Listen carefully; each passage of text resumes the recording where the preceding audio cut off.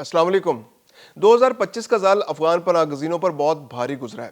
بہت بڑی تعداد میں افغان پناہ گزینوں کو پاکستان سے اور ایران سے ان کے ملک واپس بھیجا گیا ہے۔ کچھ تو رضاکارانہ طور پر واپس چلے گئے ہیں، لیکن ایک بہت بڑی تعداد افغان پناہ گزینوں کی ایسی ہے جن کو پہلے حراست میں لیا گیا، پھر ڈیٹینشن سینٹرز میں بھیجا گیا اور پھر ان ڈیٹینشن سینٹر سے ان کو ان کے ملک واپس بھیجا گیا۔ پاکستان کے اندر سال 2025 میں ریکارڈ 1,0971 افغان پناہ گزینوں کو حراست میں لیا گیا۔ حراست میں لینے کے بعد ان کو ان کے ملک واپس بھیجا جا چکا ہے۔ اس کے علاوہ آج ہم بات کریں گے کہ افغان پناہ گزینوں کی واپسی جو ہے روزانہ کی بنیاد پر تیز تر ہوتی جا رہی ہے۔ ایک اندازے کے مطابق 10,000 افراد کو روزانہ ان کے ملک پاکستان سے افغانستان بھیجا جا رہا ہے، جبکہ UNHCR کے اعداد و شمار کہتے ہیں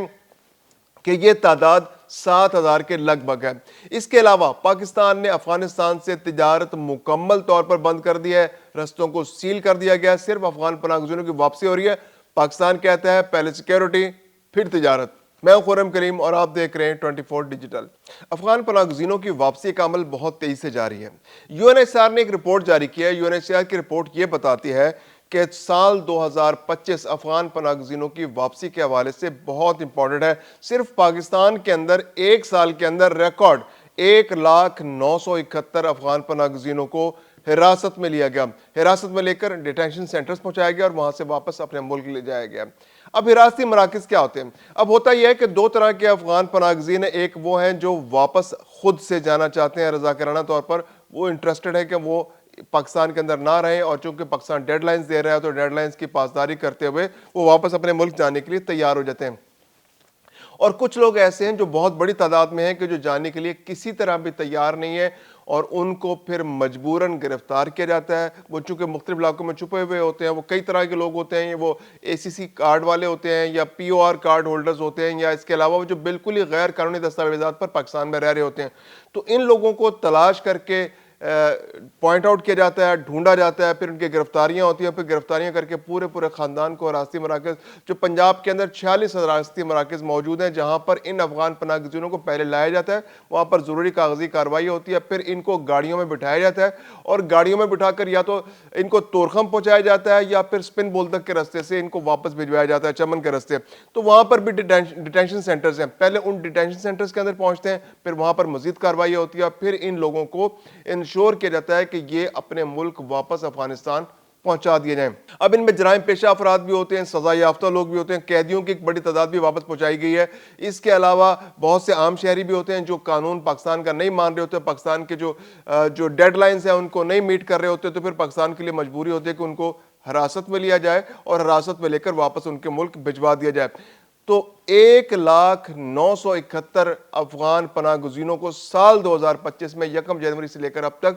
حراست میں لیا گیا اور حراست میں لے کر ڈیٹینشن سینٹرز میں پہنچایا گیا ہے۔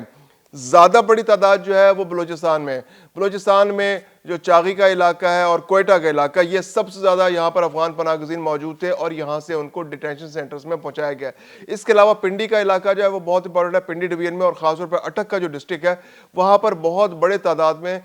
افغان پناہ گزینوں کو گرفتار کیا گیا، ڈیٹینشن سینٹرز میں پہنچایا گیا اور وہاں سے ان کو واپس تورخم کے راستے واپس ان کے ملک بھجوا دیا گیا ہے۔ اگر ہم تجزیہ کریں ان 1,0971 لوگوں کا، تو ان میں سے جو زیادہ بڑی تعداد ان لوگوں کی ہے جو 76% ہیں جو گرفتار ہوئے ہیں، جن کے پاس کوئی بھی دستاویزات نہیں تھی یا پھر وہ ACC کارڈ والے تھے، یعنی 76% لوگ غیر قانونی دستاویزات، اور ان 76% میں بھی جو بڑی تعداد تھی وہ غیر قانونی دستاویزات والوں کی تھی، کیونکہ یہ وہ لوگ تھے جو کسی زمانے میں پاکستان کے اندر آ گئے، پہلے کیمپوں میں آئے، پھر کیمپوں سے غائب ہو گئے، پھر ان کے بال بچے ہو گئے، پیدا ہو گئے، دو نسلیں یہاں پر پیدا ہو گئی ان کی، اور انہوں نے جعلی دستاویزات بنوا لیا، اور کچھ لوگوں کے پاس کوئی دستاویز نہیں ہے اور وہ یہاں پر بس رہ رہے ہیں، کاروبار کر رہے ہیں اور پاکستان کے سسٹم کو چیٹ کر رہے ہیں اور یہاں پر اپنی پریزنس بنائے ہوئے ہیں۔ تو ایسے لوگوں کو پکڑا گیا، ان کو انویسٹیگیٹ کیا گیا اور ان کو گرفتار کر کے حراستی مراکز میں پہنچا دیا گیا۔ 24% لوگ ایسے ہیں جن کے پاس POR کارڈز تھے، پروف آف رجسٹریشن پاکستان کے اندر ان کے پاس تھی، لیکن ان کو بھی اب واپس گرفتار کر کے حراستی مراکز میں پہنچایا جا رہا ہے۔ POR کارڈ ہولڈرز کے بارے میں یہ ہے کہ ان کو شروع میں اسلام آباد اور راولپنڈی کے اندر بہت زیادہ فوکس تھا کہ ان لوگوں کو گرفتاریاں کی جائیں. پروف آف رجسٹریشن والوں کی پہلے گرفتاریاں نہیں ہو رہی تھی اگست کے اختتام تک, تو ان کے پاس ڈیڈ لائنز تھی کہ وہ پاکستان کے اندر رہ سکتے تھے. لیکن اسلام آباد اور راول پنڈی چونکہ سینسٹیو ایریاز ہوتے ہیں, ان میں پہلے پروف آف پرفارمنس والوں پر کریک ڈاؤن کیا گیا, وہاں بہت بڑے پیمانے پر گرفتاریاں ہوئیں. اور یہ جو 24% لوگ ہیں, جو 26% لوگ ہیں جو پی او آر کارڈ ہولڈرز ہیں, ان کو گرفتار کر کے حراستی مراکز میں پہنچایا گیا. تو تقریباً 25 سے 26 ہزار جو لوگ ہیں جو proof of performance, proof of registration والے پی او آر کارڈ ہولڈرز ہیں, اور اس کے علاوہ جو غیر قانونی دستاویزات والے یا اے سی سی والے جو ہیں, ان کی تعداد تقریباً 74 سے 75 ہزار کے درمیان ہے, جن کو سال 2025 میں گرفتار کر کے ان کے ملک بھجوایا گیا. اس کے علاوہ جو رضاکارانہ طور پر جا رہے ہیں, ان کی تعداد تو پچھلے 2 سال کے اندر یعنی ستمبر 2023 سے لے کر اب تک جو تقریباً 25 مہینے کا وقت بنتا ہے, اس کے اندر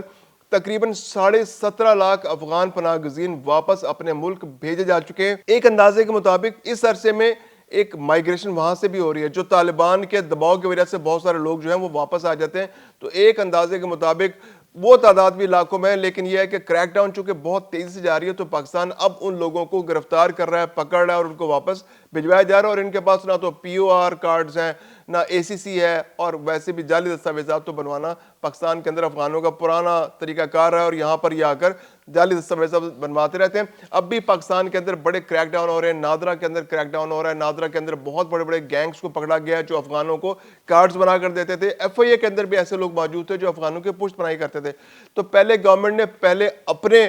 جو ڈپارٹمنٹس ہیں ان کو کلین کیا, وہاں پر کریک ڈاؤن ہوا ہے, وہاں سے صفایا کیا گیا ان گینگز کا. اب افغان پناہ گزینوں کے خلاف کریک ڈاؤنز ہو رہا ہے, اور جو جعلی شناختی کارڈ والے ہیں یا پھر اس طرح کے گینگز کی سپورٹ جن کو حاصل ہے, ان کو بھی اب ایک ایک کر کے پکڑا جا رہا ہے. اس کے علاوہ ہم بات کریں افغان پناہ گزینوں کی جو واپسی ہے, پر روزانہ کے جو عمل جاری ہے, تقریباً جو پچھلا ایک ہفتہ گزرا ہے اس کے اندر تو ایوریج جو ہے وہ 10,000 افراد پر ڈے کے حساب سے واپس پاکستان سے افغانستان بھیجے جاتے رہے ہیں. جو U N H C R کے اعداد و شمار ہیں وہ یہ کہتے ہیں کہ اب پچھلے 1-1.5 مہینے سے جو واپسی ہو رہی ہے اس کی رفتار بہت تیز ہو گئی ہے, اور ایوریج جو ہے وہ 7,000 افراد روزانہ کی بنیاد پر افغانستان واپس بھیجے جا رہے ہیں پاکستان سے. اگر گزشتہ روز کی بات کی جائے تو تقریباً 7,000 افراد واپس گئے ہیں, یعنی کہ 1264 خاندان جو ہیں ان کو واپس بھیجا گیا, جن میں 7,000 سے زائد افراد موجود تھے, اور وہ پاکستان سے چمن کے رستے یا پھر اسلام قلعہ کے رستے, اسپن بولدک کے رستے, تورخم کے رستے واپس اپنے ملک بھیجے جا چکے ہیں. تو یہ تعداد جو ہے روزانہ کی تعداد میں بڑھتی ہے. اگر U N H C R کے اعداد و شمار کو مانا جائے تو تقریباً 2 لاکھ افراد ہر ماہ واپس اپنے ملک جا رہے ہیں, جبکہ اگر آزاد ذرائع کو مانا جائے تو تقریباً 2.5 سے 3 لاکھ افراد جو ہے افغانی واپس اپنے ملک بھیجے جا رہے ہیں.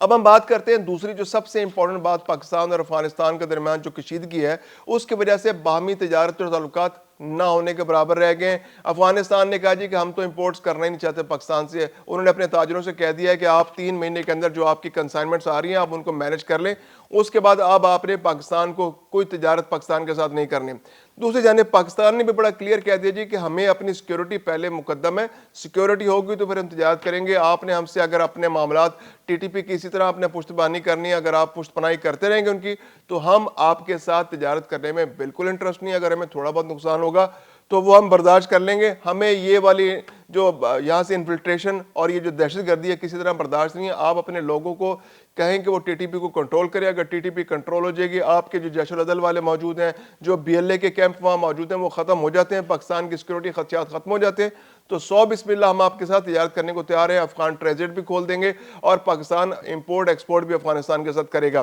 تو اس سے پہلے تو پاکستان نے اب بالکل صرف پناہ گزینوں کے لیے کی واپسی کے لیے بارڈر کراسنگ پوائنٹس کو کھولا ہوا ہے. اس کے علاوہ کسی بھی قسم کی تجارت کے لیے اب کوئی کراسنگ پوائنٹ نہیں کھولا جا رہا. سینکڑوں ہزاروں ٹرک پھنس چکے ہیں جو بارڈر سے, وہاں سے کراچی پورٹ سے آ رہے تھے یا پاکستان کے مختلف علاقوں سے ایکسپورٹس ہو رہی تھی جو اب افغانستان میں, وہ بھی رک چکی ہیں. جو افغانستان کی اپنی امپورٹس تھی جو انہوں نے دوسرے ملکوں سے پورٹ کے ذریعے منگوا رکھی تھی, وہ بھی رستے میں رکی ہوئی ہیں. تو اب وہ جو پیرشیبل آئٹمز تھے وہ تو تباہ ہو گئے, جو خراب ہونے والی چیزیں تھیں وہ خراب ہو چکی ہیں, اور جو کچھ چیزیں ایسی تھیں جن کی شیلف لائف زیادہ تھی وہ ابھی تک ٹرکوں میں پھنسی ہوئی ہیں, لیکن ان کی ڈیمیج اتنا زیادہ پڑ چکا ہے کہ اب ان کو خریدنا یا ان کو بیچنا بازار کے اندر اب ممکن نہیں رہا. یعنی کہ ایک اندازے کے مطابق جو 60 سے 65 کروڑ ڈالر کا جو خرچ آتا تھا وہ بڑھ کر اب 85 کروڑ 90 کروڑ تک پہنچ 90 کروڑ ڈالر تک پہنچ گیا ہے، کیونکہ ڈیمیجز بہت زیادہ پڑ گیا اور یہ ٹرک اور یہ جو ٹرانسپورٹیشن کا خرچہ ہے یہ بڑھتا چلا جا رہا ہے۔ دوسری جانب اب افغانستان نے پاکستان سے جو گندم امپورٹ کرتے تھے وہ بالکل صفر کر دیا۔ اب انہوں نے کہا جی کہ ہم پاکستان سے گندم امپورٹ نہیں کریں گے، ہم نے گندم امپورٹ کرنی ہے قازقستان سے، تاجکستان سے یا روس سے۔ پاکستان سے تو پہلے بھی آفیشلی ان کی گندم کی امپورٹ نہ ہونے کے برابر تھی، تقریباً 70 ملین ٹن جو ہے وہ گندم امپورٹ کرتے ہیں وہ دوسرے ممالک سے، تو اس میں پاکستان کا شیئر تو پہلے بھی بہت کم تھا، یعنی کہ وہ تقریباً 690 ملین ڈالر کی جو گندم جو ہے وہ ان ممالک سے، قازقستان سے، تاجکستان سے اور ازبکستان سے اور روس سے امپورٹ کر رہے تھے، اور پاکستان کا شیئر جو میکسیمم گیا ہے وہ 32 ملین ڈالر تک گیا ہے، 320 ملین ڈالر تک گیا ہے 2015 میں، اور وہ گریجولی کم ہوتا چلا گیا اور اب وہ کم ہو کر صفر پر آ گیا۔ لیکن جو دوسرے ذرائع وہ یہ کہہ رہے ہیں کہ پاکستان سے امپورٹ جو ہے 5 لاکھ ٹن سے زیادہ گندم ہر سال سمگل کی جاتی ہے پاکستان سے افغانستان کے اندر، یہاں پر پورے نیٹ ورکس موجود ہیں۔ اب پاکستان نے سمگلنگ کا جو نیٹ ورک ہے ان کو توڑا ہے، یہاں پر جو بہت سارے اہلکار جو مختلف اداروں کے تھے ان کے خلاف کارروائی کی گئی ہے، اس کے علاوہ سرحدوں پر چیک پوائنٹس پر بہت زیادہ سختی کر دی گئی ہے۔ تو اب گندم پر جو پہلے بھی جو بین الصوبائی جو گندم کی جو برآمد تھی اس کو نقل و حمل تھی اس پر پابندیاں عائد کی گئی ہیں، صوبوں نے مختلف پابندیاں عائد کی گئی ہیں، کیونکہ کے پی کے اندر اس کی ضرورت سے زیادہ گندم پہنچ رہی تھی اور وہ گندم کے پی کے میں استعمال نہیں ہو رہی تھی، وہ افغانستان آگے جا رہی تھی ٹرکوں میں سوار ہو کر۔ تو اب پہلے تو وہ مختلف صوبوں نے بین الصوبائی نقل و حرکت پر پابندی کی، اب وفاق بھی اس کو مانیٹر کر رہی ہے، اور اب یہ جو 5 لاکھ ٹن گندم جو پاکستان سے افغانستان جا رہی تھی اس کو بھی ہر صورت میں انشور کیا جائے گا کہ اس کی سمگلنگ نہ ہو، کیونکہ اس سے نہ تو پاکستان کو کوئی پیسہ مل رہا تھا اور پھر پاکستان کے اندر ایک آرٹیفیشل بحران گندم کا پیدا ہو رہا تھا کہ گندم کی قلت ہر سال پیدا ہو جاتی تھی، کیونکہ بہت بڑی مقدار میں یہ گندم افغانستان چلی جاتی تھی، اس کا کوئی ریکارڈ نہیں تھا۔ چینی کی بہت رسد کا مسئلہ پیدا ہو جاتا تھا پاکستان کے اندر، کیونکہ چینی پاکستان سے افغانستان چلی جاتی تھی، گندم چلی جاتی تھی۔ تو اب پاکستان نے اس سمگلنگ کے مسئلے پر بھی قابو پانے کے لیے بہت سخت اقدامات کیے۔ اب یہ جو 5 ملین ٹن جو گندم جہاں سے پاکستان سے جاتی تھی اس کو بھی ہر صورت روکا جائے گا، اور یہ روکنے سے پاکستان کے اندر گندم کی وافر مقدار موجود ہوگی اور سمگلنگ کا مسئلہ بھی مستقل طور پر حل ہو جائے گا۔